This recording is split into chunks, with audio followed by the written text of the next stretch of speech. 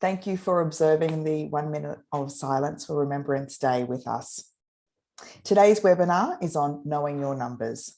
My name is Giovanna Lever from Sparrowly Group, and this webinar is part of our webinar series Sparrowly Group delivers under its Build Better Business program. First, I would like to begin by acknowledging the traditional custodians of the various lands on which we all work today and the Aboriginal and Torres Strait Islander people participating in this session. I would like to pay my respects to elders, past, present, and emerging. Some housekeeping before we begin. Your video and audio have been disabled for the presentation, and this session will be recorded and will be sent to all of those who have registered in the follow-up and will include the presentation slides and resources. We welcome you to revisit the recording yourself and also to share it within your business network. Now, if you have any questions, please pop them in the Q&A box, which you can open at the bottom of the Zoom screen, and we'll collate them together and we'll go through them at the end of this webinar. Now, if you have any technical issues, please also use the chat box, and Federico from my team, who's on tech support today, will respond to you directly. Now, so that you can concentrate on the information ahead, I'm going to also turn my video off and I'll pop it on again for question time. So let's break down what we're covering today. Firstly, in the first part of today's webinar, we will talk about why finance matters, in particular, knowing your numbers, business structure and accounting systems, and why having a good support system can be beneficial to decision-making. In the second part, we will discuss how data can help you answer questions across all aspects of your business so that you can make more money, ways in which you can use data in your business, as well as a practical session on how spreadsheets can be used as a powerful tool for modeling data and making forecasts in your business. Now, we know that knowing your numbers and financials isn't the sexiest of topics, but it is absolutely critical for good business. So let's get into it. Your numbers indicate how your business is going. Having a holistic view of your income and expenses will provide you clarity on when to make certain business decisions, for example. And is there an opportunity to hire new staff members, or can you take on a job at a discounted price to help a not-for-profit, for instance? The best place to start is to know your break even. So what's your break even? It's basically our way of saying, how much does it cost to keep the lights on and the wheels turning? The first step is to look at all your fixed costs. That is, costs that don't change month to month. These are typically rent, wages, and phone bills. Then you look at your variable costs. These could be items such as repairs and maintenance, buying new assets for the office, or even tea and coffee, so staff amenities. The sum of these costs is the best indication of how much a business owner needs to invoice each period or bring in to ensure they are not going backwards. Once you've determined your break even, this gives you the opportunity to add your margin. So that's our word for that is the cream on top. So knowing your break even allows you to price your services correctly, ensuring you remain competitive and above else, this figure is what you get to take home. So let's talk about cash flow and reports you need. COVID has highlighted the importance of knowing your business cash flow, allowing you to predict when money is coming in and when money is going out to ensure you remain cash positive. Sometimes being honest with suppliers about a small delay in payment or making a part payment goes a long way.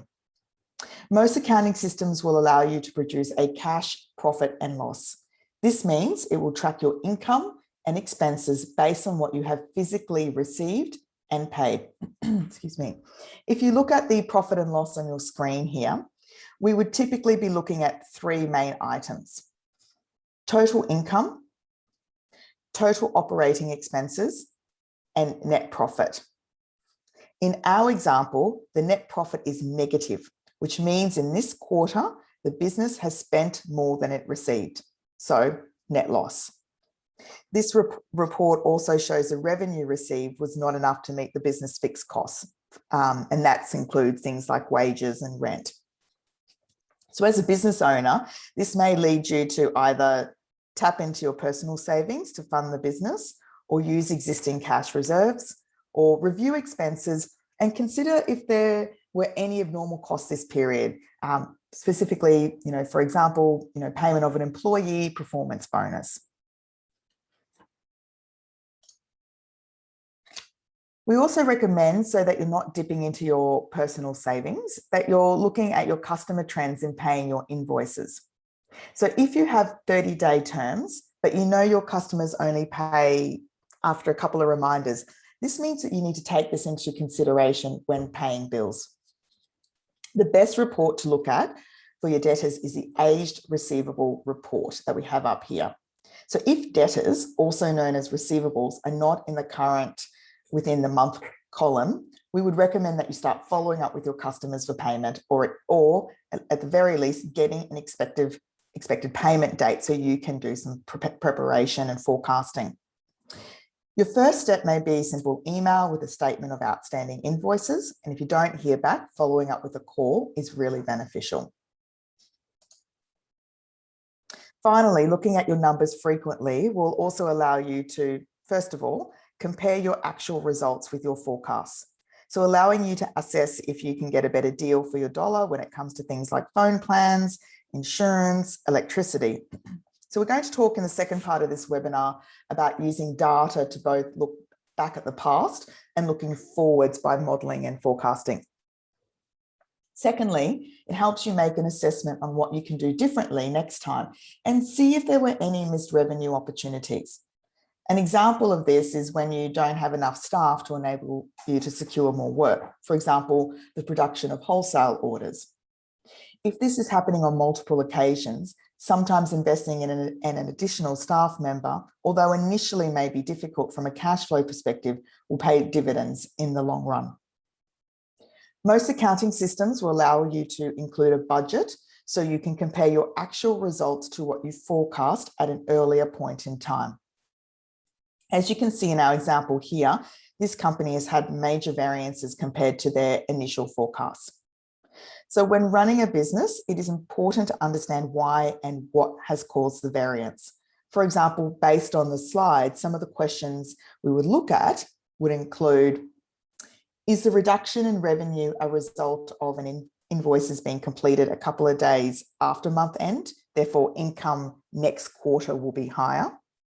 Or do we need to review the office expenses budget as this was more than double than what we had anticipated?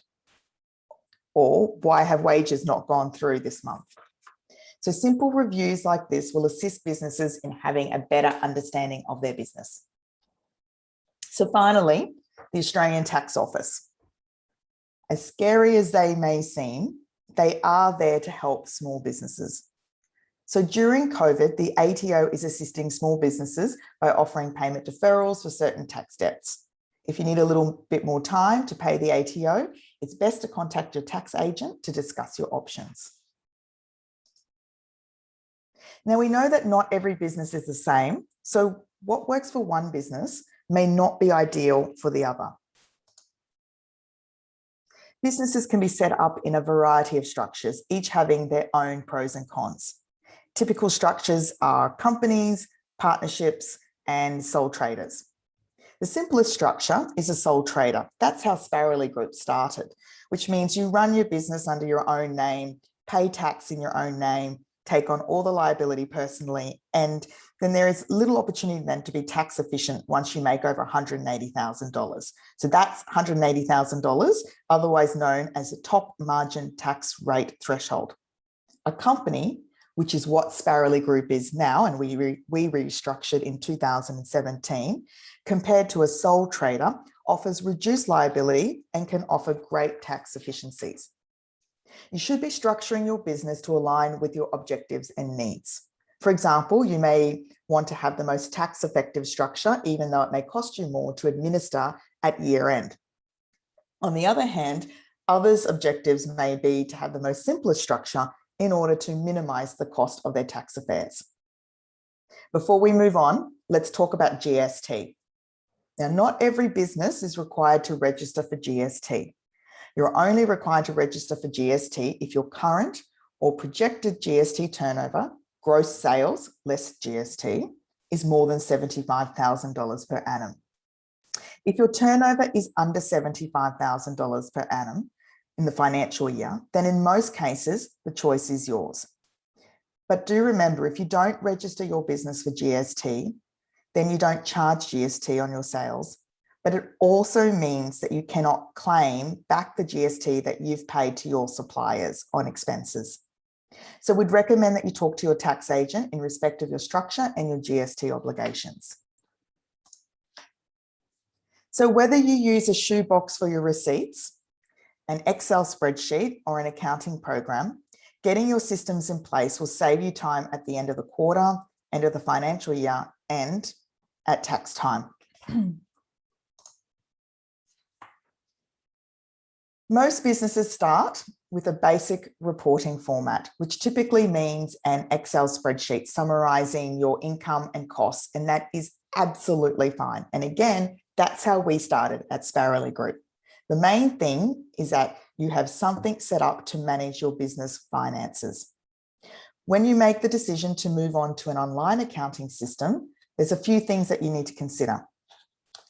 First of all, choose an accounting system that you're comfortable with. We love Xero and we use Xero at Sparrowly Group, but you may not. You should pick what is right for you, and again, speak with your accountant about this. The second point is, when transitioning into the new system, you should pick a clean date. This means don't transfer your data mid-month, like on the 18th, for example. Rather, you should set it for the end of the month or the financial year. Once you've made the choice, get to know your accounting software, especially if you're doing most of the bookkeeping yourself. So at Sparrowly Group, I do all of the bookkeeping and all of the finances, and we work very, very closely with our chartered accountants. So knowing the basics can go a long way to ensure you're able to obtain and extract the numbers that are important to you. We can't stress enough that you should not be afraid to ask for help. By asking questions along the way, you can make your life and your accountant's life a lot easier. Sometimes the best time spent is on the free online courses that your software provides. This is a great way to learn the basics. So now let's talk about giving your business a financial health check. We suggest looking for efficiencies regularly. Your accounting software is a good place to start. Xero, for example, on a monthly basis, introduces new functions such as cash flow or business analytics like debtor days. These are the practice that we use in my business here at Sparrowly Group. And you need to have the right support. Having a good and trustworthy accountant gives you the financial support when and if you need it. While helping you with your reporting obligations, your accountant can give useful insights on how and what you could do in order to achieve your goals. The best thing we ever did at Sparrowly Group was to set up quarterly management meetings with our accountant in line with lodging our BAS. So this is something we've been doing even when Sparrowly Group was just me, now we're a team of 8, and when we were a sole trader entity. Importantly, it's important that you know for your business what your break-even point is. Let's get into the details and talk about data. Now, I know it's a topic that many get nervous over, so please stick with me. Let me help you through it. We're going to talk you through this. Where can data help you in your business, and what type of questions can it help you answer? Data isn't just useful in specific niche areas of your business. There are ways that data can be leveraged throughout all aspects of your business. Now, you may have already seen this business model canvas. The business model canvas can be used to describe all aspects of how your business works. It has 9 boxes or building blocks that each describe a different business component. We can also cluster these into 3 groups. On the right, the desirability of your business. Who are your customers? What are you selling them? How do you sell it? And how do you get them? On the left, the feasibility of your business. Who are the key people? What are the key assets? What are the primary activities? And who do you need to work with in order to make your business work? And finally, on the bottom there, and this is what today's all about, the viability of your business. How will you capture the value from your customers, and how does that compare to what it will cost to run your business? But across all of these business aspects, there are questions we can ask about our business. Let's start with financial questions. So understanding the viability of your business. How much money did I make last year? Why did I lose money last year? Can I afford to hire new staff members? And should I raise my prices? Now let's look at the operational questions. So that's about understanding the feasibility of your business. Do I have too many staff? Do I have too few staff? What if we were more efficient? How often are we using an asset? How much inventory do I waste? And finally, there are customer questions. And this is about understanding the desirability of your business. Who are my actual customers? Am I reaching my actual customers? Do my services resonate with my customers? Or was it just a good idea? What are my customers willing to pay? And what if I attracted different types of customers during the week? So these are all really great questions, but how can we use data to answer them? Well, to help us with this, we're going to break up our questions into different types. The first type of questions we'll look at are those that reference the past, answering questions that require us to look backwards. So we've seen some examples of these types of questions. They are, how much money did I make last year? How much inventory do I waste? And who are my actual customers? These are all questions about the past. Answering these types of questions require two steps: capturing data followed by analysing data.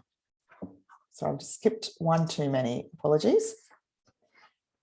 The trick is, of course, is that you need to capture data before you can analyse it to answer the questions about the past.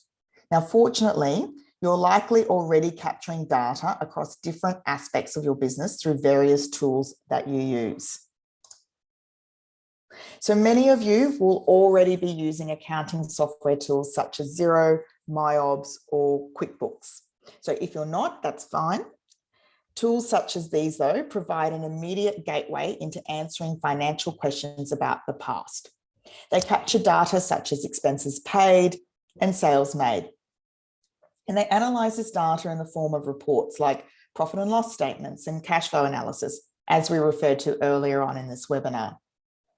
There are also a range of popular industry-specific software tools that, in addition to streamlining operational aspects of your business, capture useful data that can be analysed. For example, Counter captures data about food and beverage inventory and sales. Tradeify captures data about quotes and jobs for tradies. And Clockify captures data on the time spent doing tasks for office teams. Similarly, booking platforms such as Bookio, Resd, and FareHarbor also capture useful information that can be analysed for operational insight.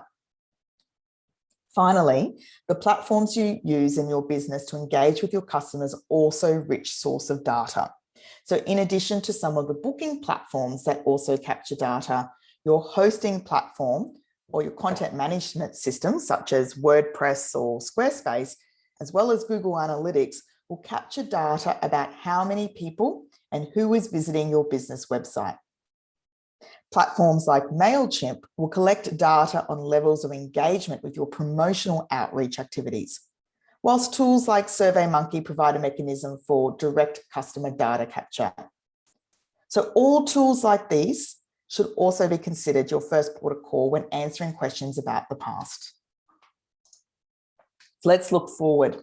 The second type of questions we will look at are those that reference the future, answering questions that require us to look forward. We've also seen some examples of these types of questions. Can I afford to hire a new staff member? What if we were more efficient? What if I attracted different types of customers during the week? These are all questions about the future. Answering these questions also require 2 steps: modelling data followed by forecasting. When we need to answer questions about the future, we obviously won't have any data to analyse. The things that we care about haven't occurred yet. Because you don't have any captured data, we instead make the data up. We do our best to guess what the data will look like when it is captured in the future, and we call this modelling data. The trick is, of course, is that in a lot of situations, the past provides us with a useful indication of how the future is going to play out.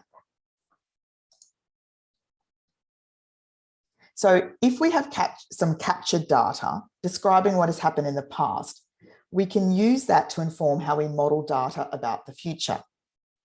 For example, if your profit and loss statement from last year tells you that your insurance was about $1,000, in the coming year, it'll probably still cost you around $1,000 unless you've had significant changes. For example, increased wages, which means your workers' compensation will go up. But you can make some estimates to get started. Generally, we can model our expenses such as insurance and rent based on data captured last year in order to forecast this year. There are lots of examples of using data already captured to model the future, such as if you're a restaurant or cafe, the number of lunch and dinner covers we have during the week versus the weekend, during summer versus winter. Let's say you're a tour operator, the number of bookings you receive through booking platforms versus directly through the website or phone. And say, if you're a tradie or professional services, the amount of time you spend on quoting versus paid work. So we've seen examples of tools that capture data and can be used to analyze questions about the past. But what about tools we can use for modeling data and forecasting?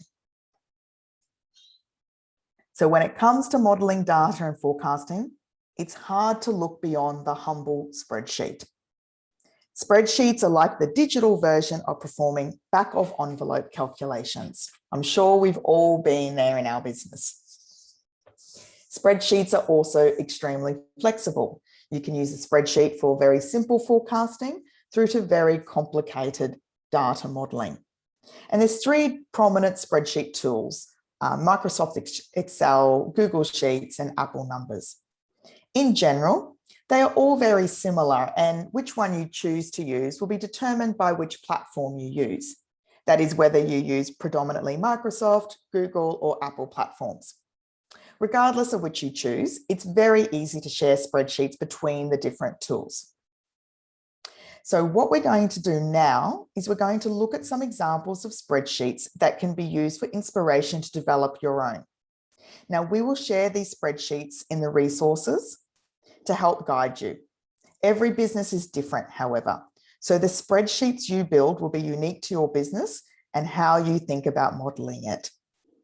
Now, as I walk through these examples, I won't be covering how to use spreadsheets per se. There are many freely available resources on this, and we will also share some of those in the notes that we send through. So I'll really highly recommend brushing up on your spreadsheet ninja skills, because I think there are still a number of businesses out there who are scared of spreadsheets, and you don't need to be. There is a lot of help out there. So what I'm going to do is just come out of this presentation and we'll go into the spreadsheets. All right, let's get going.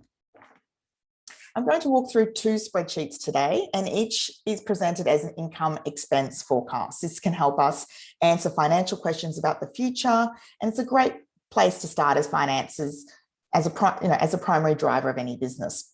So the purpose of these spreadsheets are to understand the income generation potential for the business. Each spreadsheet is for a different industry sector. So this one, for example, is a food and beverage retailer, and then we're going to move on to a tour operator example. So let's get started. So let's look at this food and beverage retailer. Perhaps it's a cafe or a restaurant. In the first tab of this spreadsheet, we are calculating a weekly profit and loss forecast. At the top, we have forecasted weekly sales. And then forecasted weekly expenses. And finally, forecasted weekly income before tax. So how are we modeling all these numbers? Let's begin with sales. So I'm going to go to the sales tab. The weekly sales forecast is calculated here in the sales tab. Our model simplifies all sales into 4 categories: low and high-end lunch covers, and low and high-end dinner covers. For each line, a forecast of sales revenue for the week is calculated as a total. Sales revenue is calculated based on the sales price and the forecasted number of covers. So the sales price and the forecasted numbers of covers. In these spreadsheets, here we've got the yellow cells, they represent the input data for our model that we can vary, so we can play with it. So for example, I can change, the number of low-end lunch covers, for example, and let's change it to 21, for example. And number of covers, however, is not yellow. So it's modeled based on further calculations, which we'll get into. So let's look at the covers tab. So in this forecast, the number of covers for lunch and dinner, Monday through to Sunday. We can see, for example, that the cafe is closed on Monday. So you can see that here. And it's also closed on Monday through to Thursday for dinners, which you can see here, down here. We also forecast what percentage of covers purchase low or high-end meals at lunch or dinner. And these numbers are used to determine the total covers for the 4 categories we just saw. So all of these numbers are in yellow. So where do they come from? Remember, we are looking forwards in time. We don't have real data, so instead we're modeling it. Ideally, we're already using systems that has captured data about covers each day in the past. So you might have remember we mentioned counter as an example. We can use that information to enter our input data and the yellow cells for our model. For example, we can use the average covers we have observed in the past as a starting point. Now let's look at expenses. Back on the P&L tab, we can see the cost of goods sold, otherwise known as COGS, as a key expense. This expense is obviously driven by sales, so it's computed in the sales tab. Here we can enter the cost price for each of our cover types, and based on the number of covers, the COGS is calculated. We can, of course, vary the cost price to understand what effects that it has. All other expenses are forecasted here in the expenses tab. Many of these will be typically straightforward to forecast. For example, the cost of rent, utilities, and insurance can be heavily informed by what they've cost in the past. The final category is wages and salaries. Let's scroll down. You can see that here. Here we forecasted costs for Jack and Jill, the owners, and their employees. So Jack and Jill, they plan to pay themselves $1,000 a week, but they'll pay the employees based on hours worked. So we've got the head chef, the apprentice chef, and the wait staff here. The number of hours they each work is tallied from a little tab in the covers tab. So I'll go over here, and that makes an estimate of the number of hours each will require working through the days of the week. All right, now let's look at our second spreadsheet walkthrough. This time, we're going to look at a tour operator business. Again, we have an annual income forecast, and here sales in the business are in the form of tour bookings. So you might be a food tour business, for instance. So let's look at the sales tab to see how that's broken down. In this particular business example, they have 3 types of tours that are sold: a 1.5-hour tour, a 3-hour tour, and overnight tours. So sales revenue is determined by the retail rate per person, which is in yellow. So that's here in column B. So it can be configured, and the total bookings for each tour type. So the total bookings are based on the calculations in the Tours tab. We'll go over to the Tours tab. That might look a bit scary, but let's go through that. We can see that the 1.5 hour, we'll go up to the top here, the 1.5 hour tour operates on Tuesdays, Thursdays, Saturday, and Sunday. The 3-hour tour, we'll just scroll down here.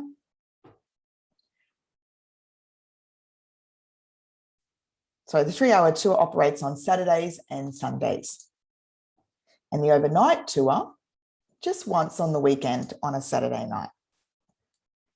In the yellow cells, we've modelled expected packs. So by packs, we mean number of people for each operating day across each month.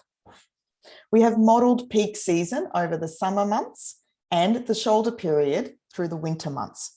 And based on this model, the spreadsheet calculates expected packs over each month and over an entire year. So let's go back to the P&L, and we see that our largest expense is the tour costs.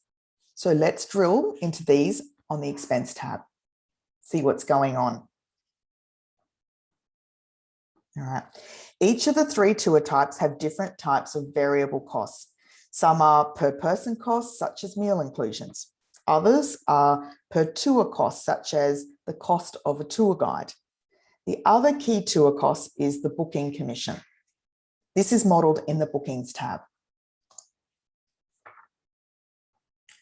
Bookings for this tour come through a variety of channels. They're of course the direct bookings, so direct to the business owner, but there are also bookings in this scenario through online travel agents, as well as local visitor information centres and local hotels.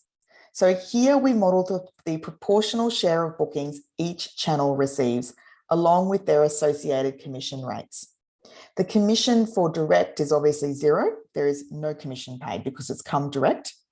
And for the OTAs, for instance, the online travel agents, we've set it at 25%. And 10% for the visitor information centre and hotels. Remembering these are examples so that when you are looking at your business, you will change the numbers, and obviously in the yellow means that they are changeable numbers. From this, the spreadsheet can calculate the commissions we expect to pay across each of our tour types. There are also a number of key fixed costs modelled in the expenses tab. So let's go back up here. For this business, equipment is one of those. Based on this and all the other expenses, this tour operation business is forecasted to make an $11,000 profit for the year, which you will see over here in the P&L. So this concludes the spreadsheet walkthrough component of the webinar. I'm going to switch back to the slides, but we will provide these spreadsheets. In addition, we will also provide a spreadsheet for accommodation providers and one for product manufacturers as part of the resources. And I'll step you through those at the end of this session.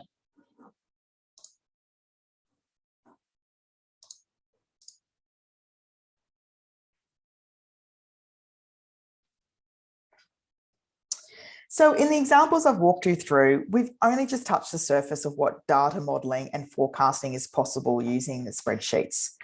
Trust me, it can be very exciting exercise. It's worth highlighting that when taking a numbers view of your business, whether it be to answer questions about the past or about the future, it's important to start simple and slowly build in complexity. I like to think of climbing a ladder as a useful metaphor for this process. So when you get started, the bottom rung of the ladder focuses on understanding what data you've already captured. Data already being captured by software tools and platforms you're already using. The next step up the ladder is to pose some questions about the past and analyze captured data to answer them. Only then do you take the next step up. You pose questions about the future and start to model data and make forecasts. So use captured data so that you can use the past to inform your model of the future. Now it's at this point you may begin to notice shortcomings in your model of the future. You'll begin to notice that if only you had captured some data, you could be better informed for your modelling for the future. That's the next rung of the ladder. Look for ways to begin capturing this missing data. And finally, start asking questions across all aspects of your business. Don't just ask the financial questions. Ask questions about your operations and about your customers. Use numbers to get a handle on your entire business. And I can say from personal experience of running my own business and also growing up in our family business, it's something that I do regularly for Sparrowly Group. It's important, though, that I don't leave you with an impression that your business is only about data and numbers, because it's not. But it's a very important aspect of your business. The data we analyse, the forecasts we make, it only gives you a single peek hole into what's going on in your business. Whilst extremely powerful, it's not the only solution to answering every question or decision in your business. That's why it's important to have a clearly mapped out business plan using tools such as Business Model Canvas, which we showed you at the beginning of this webinar. We've also covered this off in our Business Planning Fundamentals webinar. And when we share with you the resources and the EDM, we will also share that recording and resources as well. I want you to ask yourself these questions when considering your data. What data do I have and what do I use? What data do I have but could use more of? And what data do I not have but would like? So that concludes our looking into knowing your numbers, why it's important for your business, and how to use them to help you make business decisions. A quick recap on what we've covered off today. Finance is certainly not one size fits all. Know your numbers and especially your break even. I can't stress that enough. Get your systems right and learn it. Even if you're just using spreadsheets and you're not at a place where you've got an accounting system, make sure you've got them right. Get confident with them. Always look for efficiencies. Your accounting software is a good place to start, or your spreadsheets. So make sure you use whatever accounting system you're using work for you. Have the right support. A good and trustworthy accountant gives you the financial support when and if you need it. While helping you with your reporting obligations, your accountant can give useful insights on how and what you could do in order to achieve your goals. Know your accounting system. It's there to work for you. Data helps you to answer questions about many aspects of your business. And we can use data to answer two types of questions, those where we're looking backwards and those that when we're looking forwards. And spreadsheets are a powerful general purpose tool for modeling data and forecasting. And finally, start simple before getting complicated. Climb the ladder one rung at a time.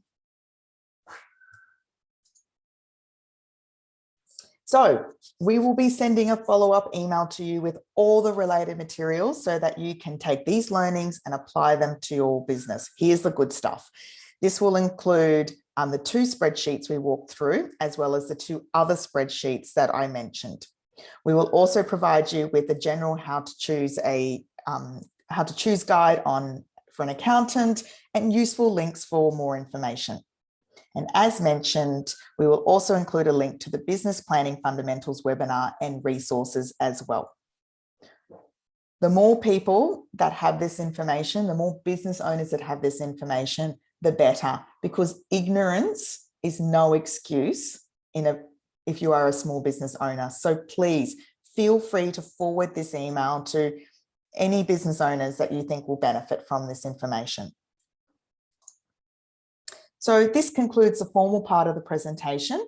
And if you have any questions, please pop them into the Q&A box. I might pop my video back on and Fed and I will go through the questions. What have we got, Fed? Thanks, Giovanna. We have some questions coming through. The first one is, how can Xero or MyOb interact with these forecasting spreadsheets? Yeah, absolutely. It's really intuitive, Xero and MyOb, and also QuickBooks as well. So basically you can upload your spreadsheets into the budget tools that Xero have. And I'll just, be really practical, I'll explain how we do it at Sparrowly Group. So we use the Humble spreadsheet for our forecast modelling, which we review on a weekly basis. I know that probably sounds pretty full on, but we are a small business too. This is about keeping control and knowing what's coming so you can make business decisions. At the end of each quarter, we download the actuals from Xero and we update our forecast so that then we're looking at real life data as we go through each quarter. It helps us do more detailed modelling as well. So they're really intuitive. Every month, these programs have better and better features. So it's about learning and also doing the free tools as well and the online learning. Thanks, Ved. Thank you. The next question is, I'm a new business, so I don't have any historical data. How can I try and plan and build out a starting forecast? Yeah. Where else can I source data to make financial decisions? Oh, they're really good questions. And, we're a consultancy at the end of the day, hardest business to forecast, right? But look, a couple of points and some feedback when you're in a new business. First of all is research. You got to do your research. There's a difference between coming up with a great idea and actually taking it to execution. You need to research. You need to talk to people. So depending on what industry you're in, let's say if you're in tourism, for instance, you might talk to the visitor services team within your local area. But if you're a tradie, for instance, going and surveying and talking to friends, I mean, everybody uses tradies, right? Is really, really important. Depending on which industry you're in. So for example, if you're, in food services business, for example, the rule of thumb there is costs multiplied by 3. So that will help you with doing some of your forecasting. Whatever you do though, don't go blindly. And if you are buying an existing business, I have to really, really stress, please don't go solely on just their financials. You need to do your research, not just of that business, but what is happening in and around the ecosystem of that business as well. Thanks, Fed. Yep, we have another question. What are the first questions you would ask when reviewing a business's data? Yeah, good question indeed. So the first questions you need to ask yourself is, well, what data do I have? And when I talk to a lot of small businesses, when we're mentoring them, a lot of them say, oh, we don't have any data, but you'll be surprised. And you'll recall earlier in the webinar, we talked about, it's not just your financial data, what's your customer database look like? And for instance, some of the small businesses that I work with, have their customer database in their phone. They've got their customers in their phone numbers in their phone. They don't have, and one of the first things we do, or for example, they might have it their accommodation in their Airbnb booking system or just within their emails. So the first thing I get them to do is start building out their customer database, for instance. So take a step back and look at all the different touch points of your business and help you understand, what data do I have? What do I know now and what don't I know? Unless you do that, you'll be going in completely blind. Yeah, thanks, Giovanna. And just one last question. Where should I be storing the data I collect? You need to be storing it centrally, not in the back of the envelope and not in your phone, first and foremost. So, really simply, I mean, I'm probably making us, sound really complicated here at Sparrowly Group, but, we have our database for our contacts is in a simple spreadsheet. And yes, we're at the point in our business that we are looking at a CRM, a more complicated CRM for our needs, like a HubSpot and what have you. But for now, we've got the good old humble spreadsheet for our EDM mail out, knowing all of our trade secrets. But of course, we have, all of our financials. We use, we've got Xero. We use our spreadsheeting system that we mentioned earlier, and we're reviewing it every week, but you need to store it centrally. We can't stress that enough, and you need to keep it up to date. Thanks, Giovanna. Any more questions, Fed? No, that was all. Great questions. Thank you so much. All right, so thank you so much for your time today. We know this one was a bumper. We call this one our numbers blockbuster, but as a fellow small business owner, I really appreciate how important your time is and for committing to sitting through this webinar. Please feel free to get in touch with us if you have any questions. And you can see there that our address is there, mentoring@Sparrowly Group email. Thank you so much and enjoy the rest of your day. And a final note is don't be scared of numbers. They're not that scary once you start. Thanks so much.